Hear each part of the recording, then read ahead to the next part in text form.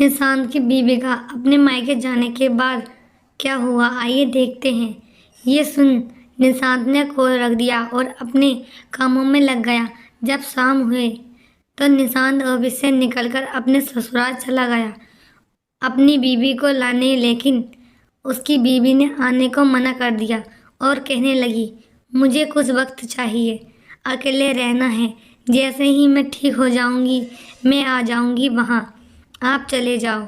ये सुन निशांत ने अपनी बीवी को मनाने की कोशिश करने लगा, लेकिन कहते हैं ना, हर चीज़ को एक वक्त होता है। अगर वह वक्त निकल जाए तो अब चाह कर भी कुछ नहीं कर सकते। कुछ ऐसा ही यहाँ निशांत के साथ हुआ। जब बीवी घर में थी तब निशांत को एक बार भी ख्याल नहीं आया उसे मनाने का, एक बार भी ख्याल नहीं आया उससे बात करने का। और आज जब वो घर से चली गई तब उसे होश आया, मुझे बात करनी चाहिए थी। बहुत मनाने के बाद जब वो नहीं मानी तब निशांत ने बीवी से पूछा, तुम किस बात को लेकर नाराज हो? मैं शराब पिया इसलिए?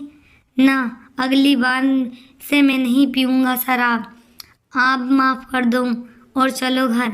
ये सुन बीवी ने कहा, नहीं, मुझे इस बात का बुरा नहीं लगा कि आपने शराब पिया।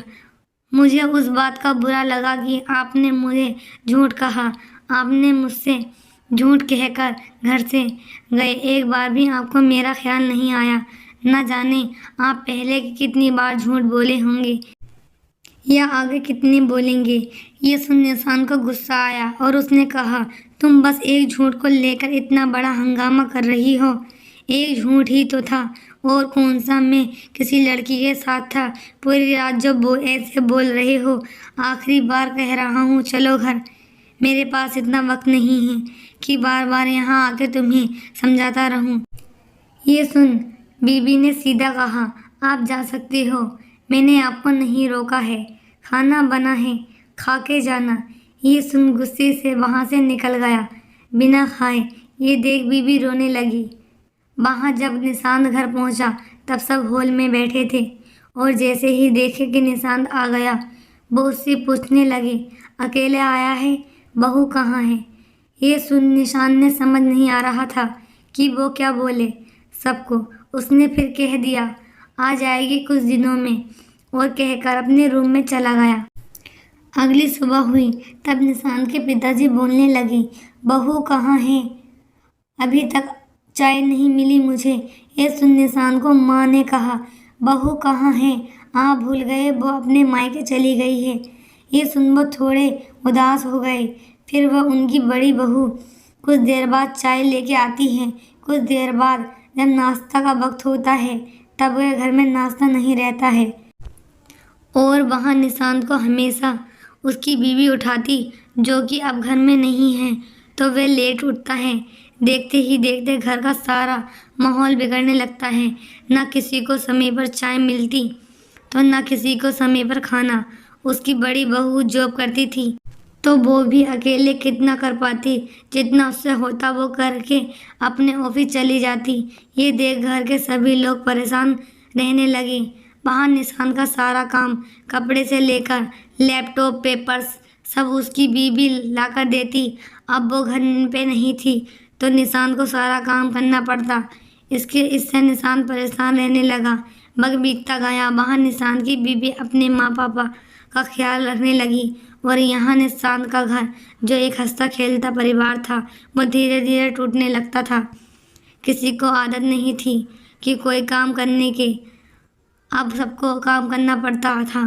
फिर जब निशांत को समझ आया कि अब वो ज़्यादा दिन नहीं रह पाएगा ऐसे, तो फिर वो बीवी को मनाने चला गया अपने ससुराल। लेकिन बीवी बाबा जाने के लिए मान नहीं रही थी। उसका बस एक ही बात कहना, मुझे अब आप पे भरोसा नहीं, आप झूठे हो और मैं इस इंसान की अपनी सारी ज़िंदगी कुर्बान कर दूं, ये मुझे मेरे मम्मी पापा ने नहीं सिखाया। तो अब जब तक मुझे यकीन नहीं हो जाता तब तक मैं अब उस घर में नहीं आऊँगी। ये सुन निशांत कहने लगा, क्या तुम एक झूठ को लेकर अब तक इतना बड़ा बात बना के रखे हो? क्या तुम्हारी मम्मी पापा ने सिखाया नहीं, अपने पति को, अपने परिवार को छोड़कर अपने मायके आ जाओ? ये इतना काम किसके लिए कर रहा हूँ? तुम्हारे लिए ना, हमारे अच्छी ज़िंदगी के लिए। और तुम होगी एक झूठ को लेकर इतना बात बढ़ा रही हो। प्लीज़ मान जाओ, घर चलो वापस, दोबारा ऐसा नहीं होगा। लेकिन बीबी नहीं मानी। उसने कहा जब तक मेरा दिल नहीं कहता तब तक मैं नहीं आऊँगी। आप चले जाओ और खाना खा कर जाना। ये सुन वापस निशान अपने घर के लिए निकल गया। जब वो घर पहुंचने ही वाला था तभी उसे विदेश से कॉल आता है। वो साइड में गाड़ी रोक के कॉल उठाता है। तब वहाँ बॉस कहते हैं, बधाई हो निशान, तुम मैनेजर डायरेक्टर के लिए अपॉइंट किए गए हो। ये सुन निशान खुश नहीं होता और बॉस को कहने लगता, क्या इस बार फिर मुझे हाँ बोल के न बोल देंगे? आपको उस दिन की वजह से यहाँ मेरी ज़िंदगी बर्बाद हो गई है और आप मुझे ये बोल रहे हो। ये सुन बॉस ने कहा, मुझे नहीं पता निशान तुम्हारी निजी ज़िंदगी में क्या हुआ। उस दिन जब मैंने हाँ कहा कि तुम्हारे पोस्ट बदल दिया जाता है तो मेरा अकेली बात नहीं थी, मुझे पूरी टीम से मिलकर तय किया गया था। और उसके पीछे की वजह भी है कि वजह ये है कि तुम्हारा प्रोजेक्ट था जो तुमने हमें दिया था वो पूरा नहीं भेजा था, जिस वजह से तुम्हारा पोस्ट बदलना पड़ा। मैं तुम्हें आगे बता ही रहा था कि तुमने उस कॉल कट कर दिया। ये सुन निशान अपना लैपटॉप ओपन किया और चेक करने लगा। तब उसे पता चला कि पार्टी की खुशी में उसने पूरा काम ख़त्म ही नहीं किया था और उसने बिना कुछ देखे बॉस को दे दिया था। ये देख निशान ने बॉस से सॉरी कहा और माफ़ी मांगी और फिर पूछा कि सर लेकिन अभी फिर से वो पोस्ट कैसे दिया मुझे? मैंने तो आगे कोई काम नहीं किया, फिर कैसे अभी मिला मुझे? फिर बॉस ने कहा, जो आधा काम रह गया था प्रोजेक्ट में वो तुम्हारी बीबी ने कंप्लीट कर दिया, मुझे मेल कर दिया, जिसे देख सारे टीम मेंबर्स बहुत खुशी और तुमने फिर से पोस्ट दे दिया गया। ये सुन निशान हैरान रह गया और वो सर को थैंक यू बोल बाद में बात करता हूँ सर, ये बोल के कॉल कट कर दिया और निशान बहुत रोने लगा, रोते गया। जिस बीबी को वो टाइम नहीं देता था उसे झूठ कहकर चला गया।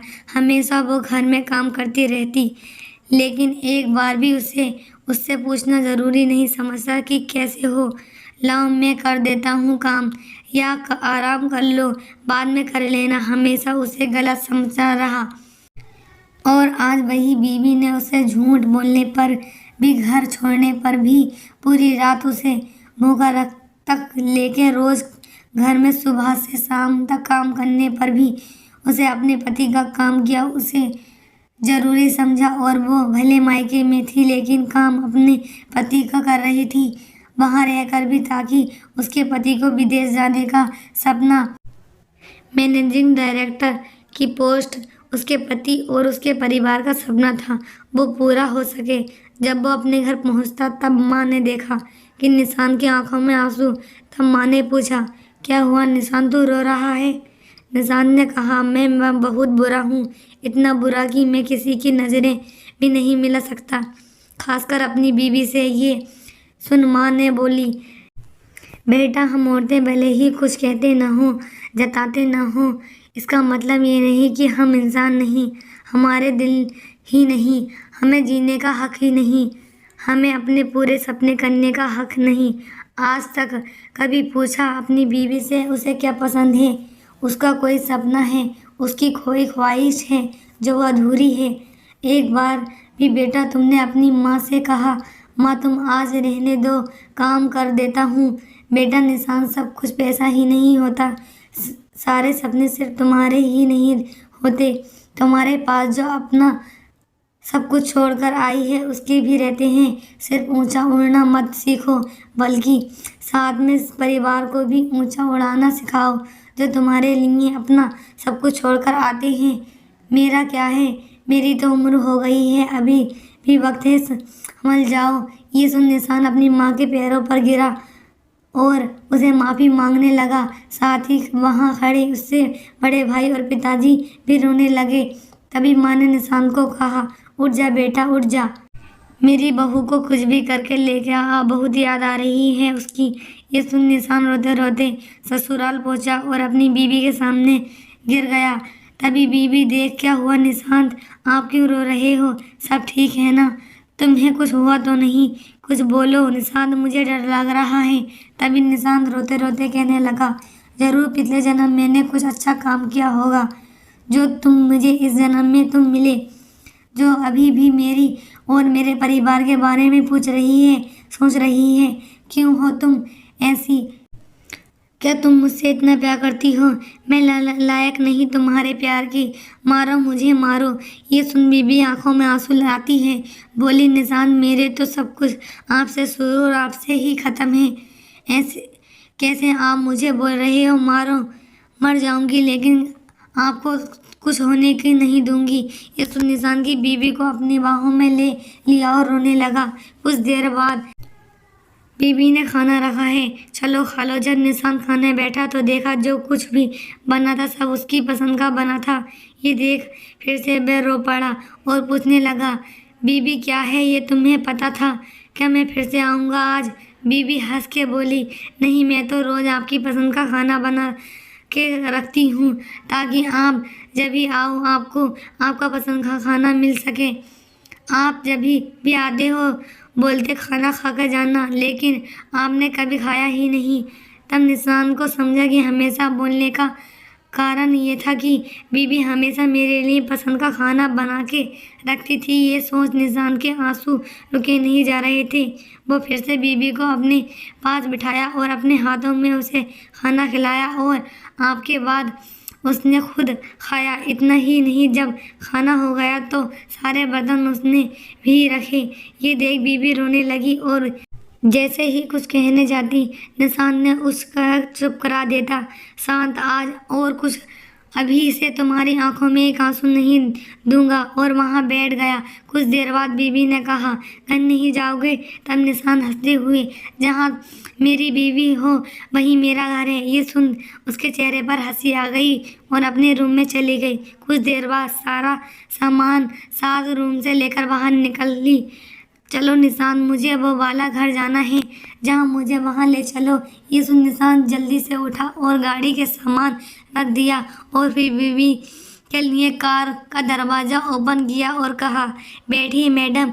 ये सुन बीवी हंसकर कार में बैठ गई और थोड़ी दूर जाकर निशांत ने गाड़ी को रोक लेता है और फिर बीवी को बाहर निकालकर कहता है। जैसे ही वो बाहर निकली तो देखती है कि निशांत वहाँ आइसक्रीम ले रहा होता है। फिर दोनों एक दूसरे के देखते देखते आइसक्रीम खाते रहते हैं। कुछ देर बाद दोनों घर पहुँचते हैं तो देखते हैं सब घर वाले जगे रहते हैं और दोनों के लिए एक केक रखा है। ये देख दोनों खुश हो जाते हैं और केक काटकर एक दूसरे को खिलाने लगते हैं। कुछ देर बाद निशांत और उसके बड़े भाई दोनों मिलकर सबके सामने कहते हुए, सबसे हर हफ्ते में 2 दिन हम भाई मिलकर खाना बनाएंगे और वो दिन आप सभी को आराम करना होगा। ये सुन सब हंसने लगते हैं और माँ दोनों बेटे के सर पर हाथ रखकर आशीर्वाद देते हुए, आज मुझे मेरा परिवार फिर से मिल गया।